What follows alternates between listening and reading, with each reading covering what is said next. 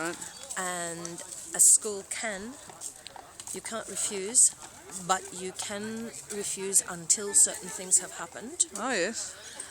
In which case the kid is left at home. You have to provide work for them, which they don't do. No.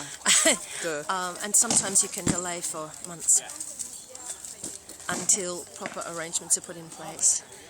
And our school, for example, has a special unit which deals with behavioural issues, and a kid might end up there. Right. There's about 6 kids in it, 3 staff, so yeah. And if it comes down to common assault, and it can be proven that it was deliberate and vindictive, the kid can end up in custody. Right, yeah. Well, It's not something that comes up terribly often, but it does come up occasionally. Fights between kids come up all the time.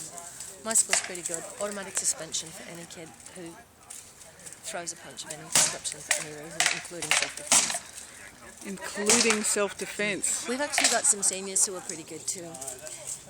Most of our physical violence is the juniors. The seniors don't do it very often. Yeah. And usually, by the time the staff members are trying to work out how they're going to intervene, 2 of the big seniors will have grabbed from behind the 2 kids, and they'll be holding them like this and saying, "What do you want me to do with them, miss?" This is something that used to happen when I first started. For a long time there it didn't happen, but now it does again.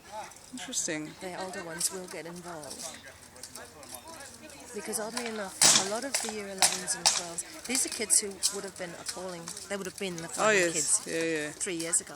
When they get to senior years, they suddenly see themselves as being closer to the staff than they are to the juniors. Really? Not all of them, but a lot of them do. Well, I guess it helps if you've got such a young cohort of staff. It does, but they've got over the stage where they want to cause that kind of trouble.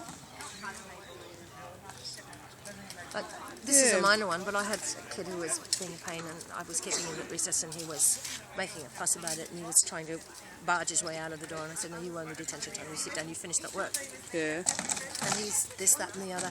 Anyway, he barges out, and there's a year 11 kid waiting to speak to me, and he doesn't even bat a hair. He just grabs this little kid who's only about this high, picks him up by the back of his shirt, holds him round and says, "You're wasting Mrs. time and you're wasting my time now. Get in there and do your detention," and threw him back into the room. The kid went and sat down to the detention. There's got to be some point there where you start... Yep.